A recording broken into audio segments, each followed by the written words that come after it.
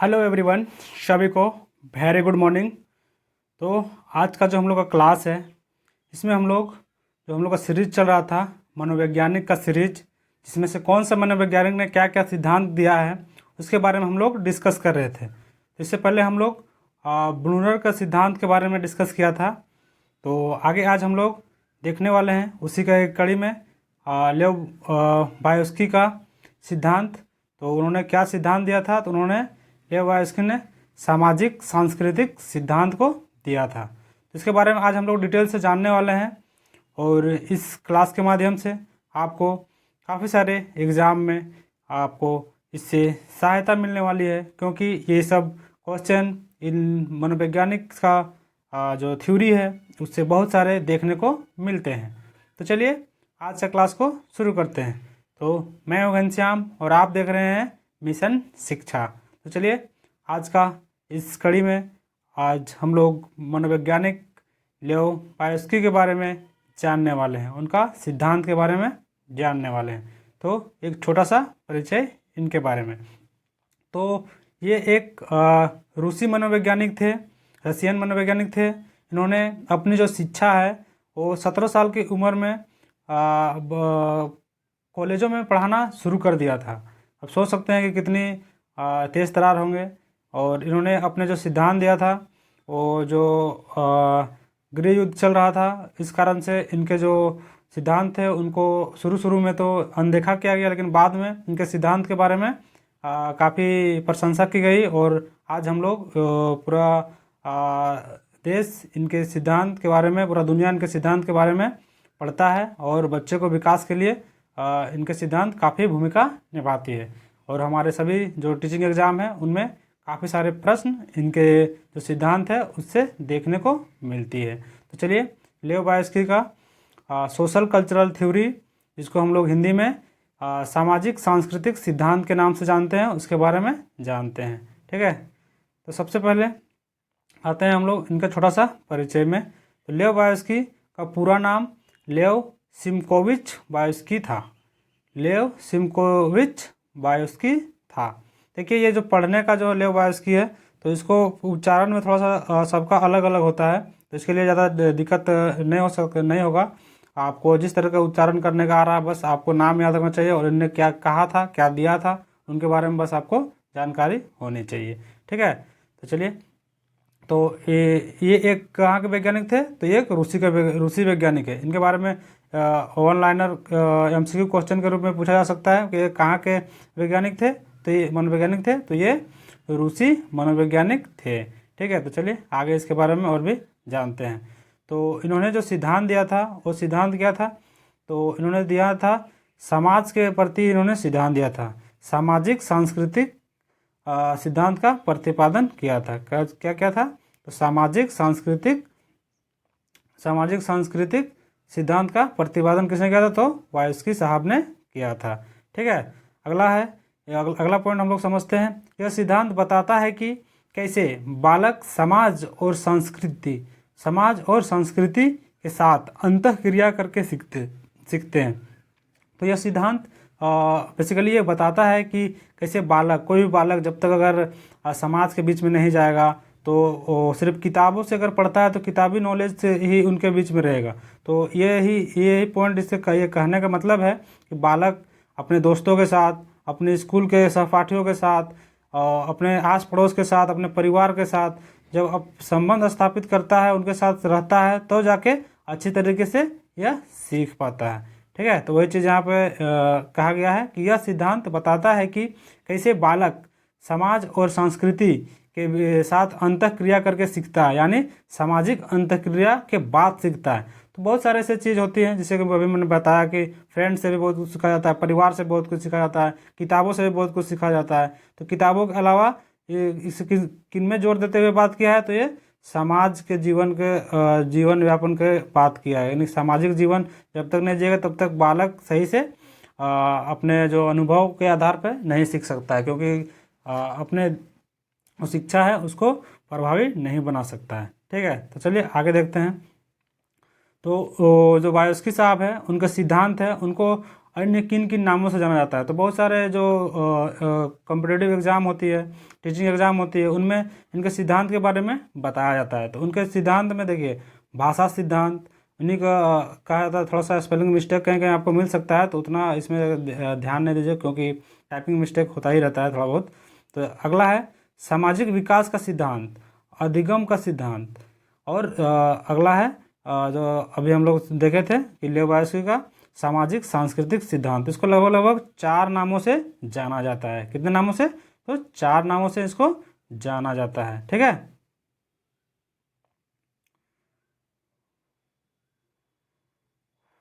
आगे हम लोग चलते हैं, आगे देखते हैं।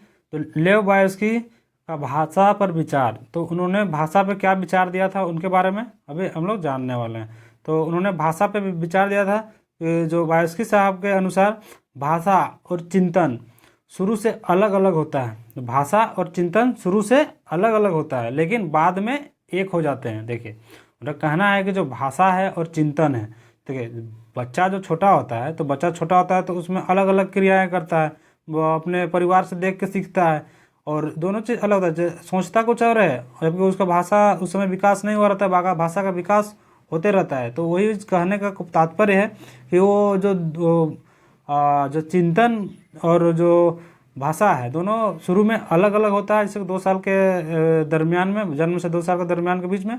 बाकी बाद में वो एक साथ जुड़ जाता है, जैसा वो सोचता है उसी के अनुरूप बोलता है। तो इसी का कहने का मतलब है कि भाषा और चिंतन शुरू में अलग अलग होता है, लेकिन बाद में एक साथ जुड़ जाता है। अगला पॉइंट है कि वायस्की साहब ने कहा पहले भाषा आती है, बाद में विचार आती है। देखिए कोई भी अगर चीज़ हमको सोचना है, तो सोचना विचार अगर करना है तो हम लोग किस में करेंगे? कोई तो हम लोग को भाषा आनी चाहिए ना, कोई भी लैंग्वेज हम लोग को आनी चाहिए ना। अगर हम लोग को लैंग्वेज नहीं आएगी तो हम लोग उसमें क्या अच्छी तरह से सोच सकते हैं? तो ये चीज़ यहाँ पे कहा गया है, पहले भाषा आती है, बाद में विचार आती है। तो जबकि एक और मनोवैज्ञानिक थे जीन पियाजे, उनका कहना था, उसी चीज़ को मैं इस जो दोनों के बीच में जो मतभेद था दोनों का सिद्धांत में, तो वही चीज़ मैं यहाँ पे पॉइंट आउट कर दिया हूँ कि जो जीन पियाजे का कहना था कि पहले विचार आती है फिर भाषा आती है। तो ये इसका मतभेद होगा। तो बहुत सारे क्वेश्चन में पूछा जाता है कि मतभेद और भाषा में। तो वायस्की का साहब का क्या कहना है? पहले भाषा बाद में विचार। ये क्या करना है? पहले भाषा, अब याद रखिएगा इसको, कि पहले भाषा आती है बाद में विचार आती है। जबकि पियाजे साहब का क्या कहना है कि पहले विचार आती है बाद में भाषा आती है। आगे और भी मतभेद को हम लोग विस्तार से जानने वाले हैं, तो बने रहिए, आगे भी अभी चलते हैं। तो चलिए इससे आगे बढ़ते हैं। नेक्स्ट है निजी भाषा या तो आंतरिक भाषा। निजी भाषा या आंतरिक भाषा का कहने का आशय है कि हम लोग को बच्चे जो कुछ भी कार्य करते हैं या कुछ भी चीज़ सोचते हैं, तो जैसे कि बच्चे कुछ भी चीज़ खेल रहे हैं, तो अपने आप में बात करते रहते हैं, ठीक ना। तो उसको हम लोग क्या कहते हैं? निजी भाषा कहते हैं या आंतरिक भाषा कहते हैं, अपने आप में बोलते रहना। तो उसके बारे में ही इसमें कहा गया है। तो ये चीज़ को इसमें डिटेल दिया हुआ है। जैसे कि अभी हम लोग कुछ चीज़, मान लो मोबाइल में है, कुछ चीज़ पढ़ रहे होते हैं, तो उसमें हम लोग टाइपिंग करते हैं, जैसे कि मिशन शिक्षा। तो मिशन शिक्षा क्या है? निजी भाषा है, प्लस में साथ में हम लोग उसको टाइपिंग करके सर्च भी कर रहे हैं कि यूट्यूब चैनल का नाम क्या है, तो उसका नाम है मिशन शिक्षा, जिसके जरिए हम लोग को काफ़ी सारे ज्ञान मिलते हैं और हम अपने जो पढ़ाई है उसको बेहतर बनाते हैं। तो इसी तरह का जो निजी भाषा उसी को कहा जाता है। तो इसमें क्या कहा गया? इसमें बच्चा अपने ही कार्यों को निर्देश देने के लिए भाषा का प्रयोग करता है। तो अपने जो कार्य है, वो जो करता है, उसी को निर्देश देने के लिए भाषा का प्रयोग करता है, ठीक ना। नेक्स्ट है वायस्की साहब के अनुसार कहना है कि लर्निंग प्रोसेस में सांस्कृतिक उपकरणों का महत्व पे जोर देती है। जो वायस्की साहब का जो कहना है, उनका कॉन्सेप्ट है, उनमें है कि जो लर्निंग प्रोसेस है, हम लोग का जो अधिगम प्रोसेस है, उसमें सांस्कृतिक उपकरणों पर महत्व देते हैं। जैसे कि उपकरणों कहने का मतलब क्या है? जैसे मानचित्र हो गया, भाषा का हो गया, या कैलकुलेटर हो गया, ये सब में जोर देती है, ठीक ना।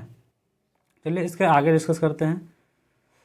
तो अभी कुछ देर पहले हम लोग जैसे बताया था कि वायस्की साहब और पियाजे साहब, तो इन दोनों के बीच के सिद्धांत में जो मतभेद था, जो अंतर था, उसके बारे में अब हम लोग जानने वाले हैं। तो यहाँ से आप लोग थोड़ा सा ध्यान दीजिएगा, क्योंकि ये सब क्वेश्चन आते हैं बहुत सारे टीचिंग एग्जाम में।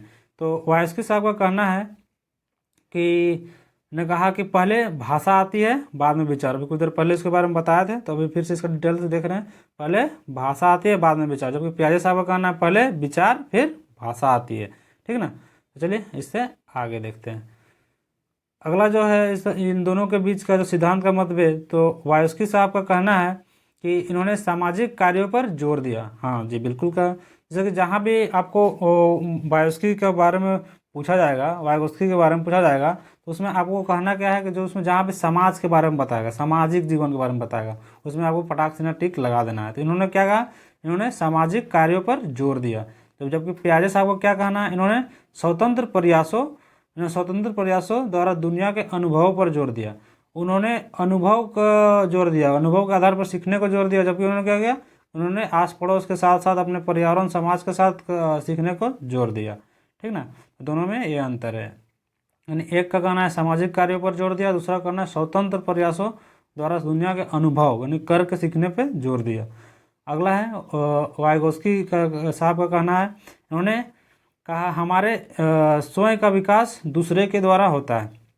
जो हमारे जो खुद का विकास होता है, बच्चों का खुद का जो विकास होता है वो दूसरों के द्वारा होता है। दूसरों के द्वारा कैसे, देख करके, अनुकरण करके। जैसे हमारे जो माता पिता है, हमारे पहले भाषा का विकास कैसे होता है, तो भाषा का विकास हमारे माता पिता जो परिवार में हम लोग का जो बोलचाल का भाषा होता है उसके जरिए, जो भी भाषा का जैसे हिंदी इंग्लिश जो भी भाषा का बोलचाल होता है उसी के जरिए हम लोग शुरुआती भाषा का विकास होता है। तो यही उन्हीं का कहना है कि हमारे स्वयं का जो विकास है वो दूसरे के द्वारा होता है। जबकि पियाजे साहब का कहना है कि जैसे जैसे बच्चे बढ़ते हैं उनकी उम्र सीमा के अनुसार विकास होता है। उन्होंने क्या कहा कि बचपन में ही शुरू में जैसे कि हम लोग देख देख के सीखते हैं, जबकि इन्होंने कहा कि जैसे जैसे बच्चे बढ़ते हैं उनकी मानसिकता बढ़ती है, उसके अनुसार ही बच्चे का विकास होता है। ठीक ना, नेक्स्ट मतभेद क्या है, तो ये मतभेद था। अगला देखते हैं हम लोग जो क्या बोलते हैं वायगोत्स्की साहब है, उनका जो सामाजिक सांस्कृतिक सिद्धांत है उनमें क्या क्या चीज़ें उल्लेख की गई है, तो इनके बारे में आइए अभी हम लोग समझते हैं। तो देखिए, आत्मसात करना, यानी आत्मसात मतलब आत्म मतलब क्या समझ में आ रहा है, आत्म मतलब खुद, तो सात मतलब वही चीज़ है। आत्मसात मतलब खुद, पहले वर्ड को समझिए, आत्मसात यानी खुद से। तो यही चीज़ कह रहा है कि बच्चों के द्वारा स्वयं के प्रयासों से सीखा गया ज्ञान, बच्चों के द्वारा जो स्वयं के प्रयास से जो सीखा गया ज्ञान रहेगा वो ज़िंदगी में कभी भूल नहीं सकता जल्दी। ठीक है ना, तो इसलिए इस पर जोर दिया गया कि आत्मसात करना, यानी कि बच्चों को खुद के द्वारा करके सीखने पे जोर दिया गया। मतलब उसको अपने स्वयं के प्रयासों मतलब स्वयं करने की अनुमति देना, उनके द्वारा उनको सीखने के लिए छोड़ देना। ठीक है ना, नेक्स्ट क्वेश्चन है स्कैफोल्डिंग। ये क्वेश्चन बहुत सारा आता है, तो इसको हम लोग अलग अलग नाम से जानते हैं। हिंदी वाले को इंग्लिश वाले को तो स्कैफोल्डिंग कहा जाता है, लेकिन हिंदी वाले को अलग अलग नाम से दिया जा सकता है, जिसको हम लोग कहते हैं सहारा कहते हैं, या फिर पाड़ कहते हैं, या फिर ढांचा कहते हैं, या फिर मचान कहते हैं। इनको अलग अलग नाम से जानते हैं। तो आखिर ये होता क्या है, तो बच्चों के विकास में बड़ों के द्वारा दिया गया सहयोग। बच्चों का जो शुरुआती स्टेज में बच्चों का जब विकास होता है, उसमें शुरुआती स्टेज में जो हम लोग देते हैं तो जैसे सहयोग, जैसे कुछ चीज़ जो बच्चे अगर नहीं जान रहा है करने के लिए, तो उसको हम लोग थोड़ा सा बता दिए, हिंट दे दिए, थोड़ा सा हेल्प कर दिए, तो वो बच्चे उसको जानने लगा। जो कि वो अस्थाई हम लोग देते हैं, उसको क्या देते हैं, अस्थाई, जबकि वो उसके आगे वो चीज़ को बहुत ही अच्छी तरीके से सीख लेता है। तो ये चीज़ कहा गया है बच्चों के विकास में बड़ों द्वारा दिया गया सहयोग जो कि अस्थाई होता है। तो स्कैफोल्डिंग मतलब कि सहायता से है कि हम लोग किसी को भी सहायता प्रदान करते हैं कोई भी चीज़ को करने के लिए, कोई भी जैसे परामर्श देने के लिए। कोई भी चीज़ अगर वो कहीं पे फंस गया है, कोई मान लो मैथ का कुछ फार्मूला बना रहा है, तो कोई क्वेश्चन बना रहा है तो वहाँ फंस गया, तो हमको उसको क्या कहते हैं, उसको हम लोग थोड़ा सा हिंट दे देते हैं, बता देते हैं, तो वो कर लेता है आसानी के साथ। ठीक ना, तो ये चीज़ है। अब मान लो कोई बच्चा लैपटॉप ऑन कर रहा है, या फिर लैपटॉप से कुछ सीख रहा है, कंप्यूटर से कुछ सीख रहा है, तो उसमें कुछ नहीं जान रहा है, तो उसको हम लोग थोड़ा सा उसको हिंट दे दिए, बता दिए, तो उसी को हम लोग कहते हैं। तो जबकि वो अस्थाई होता है, वो परमानेंट नहीं होता है। ठीक ना, नेक्स्ट क्वेश्चन है समीपस्थ विकास का क्षेत्र। समीपस्थ विकास का क्षेत्र, ये भी बहुत ही इंपॉर्टेंट क्वेश्चन है टीचिंग एग्जाम के लिए, जिसको हम लोग ZPD के नाम से जानते हैं। इसका बहुत बार फुल फॉर्म पूछा जाता है। इसका फुल फॉर्म होता है जोन ऑफ प्रॉक्सिमल डेवलपमेंट। तो इसमें ये होता क्या है, तो ये होता है बड़ों के सहयोग से विकसित होने वाला ज्ञान। इसका भी वही आशय है कि जो बड़ों के द्वारा कुछ सहयोग के द्वारा विकसित किया गया ज्ञान को संप्रस्त विकास का क्षेत्र कहते हैं, जिसमें हम लोग को कोई अपने माता पिता के द्वारा, अपने दादा दादी के द्वारा या अपने शिक्षक के द्वारा कोई ज्ञान को मिलता है, यानी कि कुछ हिंट मिलता है, सहयोग मिलता है अपने जो विकास को बढ़ाने के लिए, अपने जो क्षेत्र है, अपने जो कार्य क्षेत्र है, कार्य क्षमता है, उसको बढ़ाने के लिए। तो उसी के बारे में इसमें बात किया गया है, ठीक ना। चलिए इससे आगे देखते हैं। तो ये रहा आज का कुछ वाइगोस्की का जो सिद्धांत है, सामाजिक सांस्कृतिक सिद्धांत का जो मूल जो ढांचा था, वो आज आपको समझाने का कोशिश किए हैं, जो कि उम्मीद करते हैं कि आपको अच्छे से समझ में आ चुका होगा। तो चलिए अब इसका जो हम लोग सीखे हैं उसमें हम लोग को कुछ की पॉइंट है उसके बारे में हम लोग जानने का कोशिश करते हैं, ठीक ना। तो बेसिकली इसमें आपको याद ये रखना है कि जैसे ही आपको सामाजिक जीवन के बारे में बताएगा, आपको आंख बंद करके वाइगोस्की का टिक कर देना है, कोई भी अब एग्जाम में बैठेगा उसमें, क्योंकि वाइगोस्की ने किसने दिया था, तो सामाजिक और सांस्कृतिक सिद्धांत, यानी कि समाज के साथ, स्कूल के साथ, अपने दोस्तों के साथ मिल के सीखने की बात किया था ना। तो इसलिए इसको आराम से आप अगर कहीं पे समझ में नहीं आया तो आप कमेंट करके भी इसके बारे में बता सकते हैं। मैं आपको उसमें डील करने का कोशिश करूंगा कमेंट के माध्यम से, अगर कहीं आपको कन्फ्यूजन होगा तो। चलिए इसका की पॉइंट को देख लेते हैं कि आज हम लोग को क्या क्या सीखने को मिला। तो चलिए की पॉइंट है वाइगोस्की का सामाजिक सांस्कृतिक सिद्धांत का। तो इसमें हम लोग को क्या, तो इस सिद्धांत सामाजिक निर्मितवाद का सिद्धांत, इसको हम लोग जानते हैं। इसको और क्या नाम से हम लोग जान सकते हैं, वाइगोस्की का सिद्धांत को सामाजिक निर्मितवाद का सिद्धांत के भी नाम से जान सकते हैं। वाइगोस्की के अनुसार बालक ज्ञान का निर्माण स्वयं करता है। तो वाइगोस्की का कहना क्या था कि बालक जो है अपना ज्ञान का जो निर्माण है वो स्वयं करता है, ठीक है। अगला क्वेश्चन है, अगला पॉइंट है अधिगम विकास से पहले होता है। हम लोग इसमें क्या सीखे थे कि अधिगम जो है विकास से पहले होता है। यानी देखिए विकास तो धीरे धीरे होने लगता है, लेकिन बच्चा जब अगर जन्म भी लेता है तो उसमें अपने अधिगम को उसी समय से शुरू कर देता है। अपने मम्मी पापा का जो आवाज़ है उनको सुनना, वो भी अधिगम का ही पार्ट है। साथ ही जो देखना कि क्या हंसना, ये सब क्या है, ये सब अधिगम है। अगर कोई हंस दे रहा है तो भी बच्चा हंस देता है। तो ये सभी चीज़ें विकास धीरे धीरे होता ही रहता है, लेकिन अधिगम भी उससे पहले होता है। अगला पॉइंट है अधिगम और विकास को सामाजिक सांस्कृतिक संदर्भों में अलग नहीं किया सकता है। तो अधिगम और विकास को सामाजिक सांस्कृतिक संदर्भों से अलग नहीं कहते। जी अभी जैसे बताया कि आप अगर समाज से ही कोई भी चीज़ को लगभग सीखते हैं, क्योंकि बचपन में तो कोई बच्चा तो बुक तो पढ़ता नहीं है, बुक तो पढ़ने जानता नहीं, क्योंकि उसका विकास, भाषा का विकास नहीं हुआ रहता है, उसका संज्ञानात्मक विकास नहीं हुआ रहता है। तो उस स्थिति में बालक कैसे सीखता है, तो वो अपने आस पड़ोस, अपने माता पिता, अपने परिवार को देख के अनुकरण करके सीखता है। तो ये अलग कहा गया है कि अधिगम और विकास को सामाजिक सांस्कृतिक संदर्भों से अलग नहीं किया सकता, क्योंकि समाज को और विकास को और अधिगम को दो सबको एक साथ ही रखा जाता है, क्योंकि इसको अलग नहीं देखा जा सकता। अगला है भाषा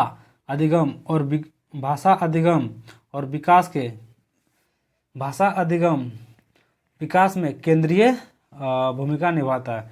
भाषा अधिगम यहाँ पे और आ गया है, ये चीज़ यहाँ पे शायद नहीं होगा। भाषा अधिगम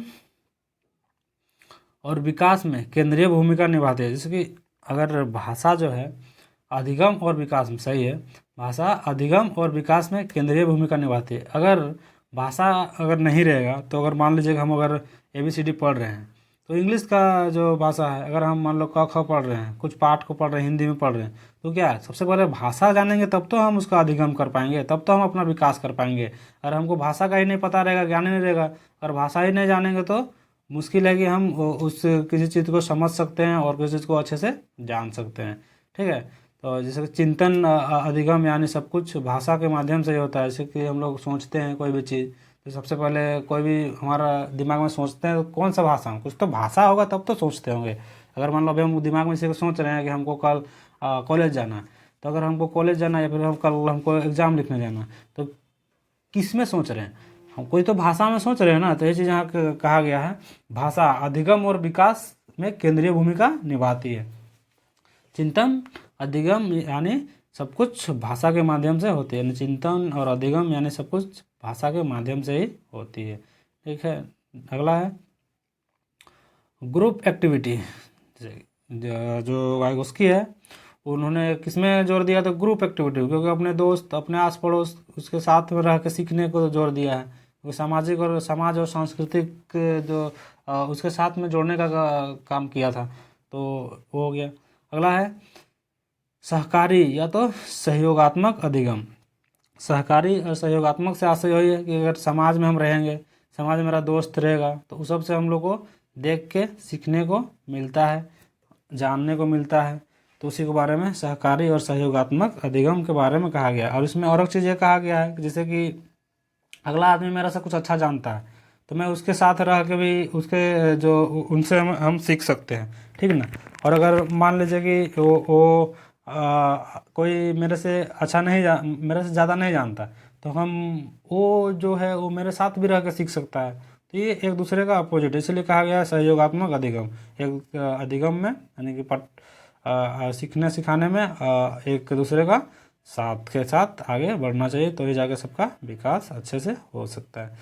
अगला है MKO। MKO ये बहुत ही इम्पोर्टेंट है, क्योंकि इसका जो है बहुत सारे जो एग्ज़ाम है, टीचिंग एग्ज़ाम है, उनमें पूछा जाता है। तो MKO आखिर होता क्या है, तो more knowledgeable other. More knowledgeable other का मतलब है कि आप किससे परामर्श ले सकते हैं, आप किससे सीख सकते हैं। तो जो आपसे थोड़ा अधिक जानता होगा, तो अधिक संज्ञान यानी जो आपसे अधिक संज्ञान होगा, उससे आप क्या ले सकते हैं, परामर्श ले सकते हैं, उसके आप सीख सकते हैं। क्योंकि आप आपसे कम जानने वालों के साथ तो आप ज़्यादा सीखना पसंद नहीं करेंगे, लेकिन आपको अगर जो चीज़ नहीं आती है, अगर अगला को आती है, तो आप सीखने के लिए जिज्ञासु रहेंगे, मैं उनसे उस चीज़ को सीखूंगा। इसके लिए ये है। अगला है GDP, zone of proximal development, तो समीपस्थ विकास का क्षेत्र। तो ये रहा, ये भी फुल फॉर्म आप याद कर लीजिए, क्योंकि ये भी काफ़ी सारे टीचिंग एग्जाम में पूछे जाते हैं और पूछा हुआ है। अगला है स्कैफ फोल्डिंग यानी मचान। इसको अलग अलग नाम से जानते हैं, पहाड़ के नाम से जानते हैं, और भी बहुत सारे नाम से जानते हैं। तो इसको जो कि ये क्या होता है, दूसरे के द्वारा थोड़ा सा हिंट दिया जाता है इसमें, मतलब ये अस्थाई नहीं होता है, थोड़ा सा सहयोग किया जाता है, जिसके ज़रिए बच्चा उसको अब आगे सीखने में बच्चे को सहायता मिलती है। ये छोटा सा बस सहयोग की भावना होती है इसमें। अगर कोई भी बच्चा कोई भी चीज़ को नहीं जान रहा है और बच्चा उसमें फंस गया, तो उसको सबसे पहले जैसे कि वाइगोस्की साहब का कहना था कि जो बालक है, अगर वो सामाजिक सांस्कृतिक वातावरण से सीख रहा है, तो उसको सीखने देना चाहिए। और अगर बालक अगर सीखते सीखते कहीं पे फंस गया, तो सीखते सीखते कहीं पे फंस गया, कोई भी काम को करते करते कहीं पे फंस गया, जब तक वो नहीं फंसा तब तक आपको उस चीज़ का सहयोग नहीं करना है, क्योंकि जब तक वो जान रहा है तब तक उस चीज़ को उसको अपने से करने देना है। जहाँ पे वो थोड़ा सा फंस जाएगा वहाँ पे आपको हिंट देना है और सिखाना है। इसके बारे में बात किया गया था, ठीक है। तो ये रहा आज का कुछ सेशन, जिसमें हम लोग आज डिस्कस किए सामाजिक सांस्कृतिक सिद्धांत का, वाइगोस्की का सामाजिक सांस्कृतिक सिद्धांत के बारे में। तो और भी इसी तरह का सिद्धांत का वीडियो देखने के लिए आपको मैं प्लेलिस्ट बना दिया हूँ, तो आप नीचे प्लेलिस्ट में जाके देख सकते हैं और अपने जो ज्ञान है उसको उनका बढ़ा सकते हैं। और अपने जो टीचिंग एग्ज़ाम में आप जो शिक्षक बनने के कड़ी में आप आगे बढ़ रहे हैं, तो उसमें आपको जल्द से जल्द सफलता मिल सकती है, क्योंकि ये सब थ्योरी है, इससे काफ़ी सारे क्वेश्चन आपको देखने को मिल जाएंगे। जैसे कि सीटेट हो गया, बहुत सारा स्टेट का टेट एग्ज़ाम हो गया, साथ में भी आपको और भी KVS वगैरह का जो एग्ज़ाम होता है वो सब में आपको काफ़ी सारे प्रश्न इससे देखने को मिलेंगे अलग अलग प्रकार के। तो उम्मीद करता हूँ कि आज का सेशन से आपको सीखने को जानने को मिला होगा। तो अगर आपको ये सेशन अच्छा लगा तो वीडियो को लाइक कर लीजिए, और अगर हमारे चैनल पे अगर नए हैं तो चैनल को सब्सक्राइब कर लीजिए, और भी इसी तरह का इंटरेस्टिंग ज्ञान से रिलेटेड वीडियो देखने के लिए। तो चलिए आज के लिए बस इतना ही, फिर मिलते हैं एक नए फ्रेश टॉपिक के साथ। तो अभी के लिए बाय बाय, जय हिंद, वंदे मातरम।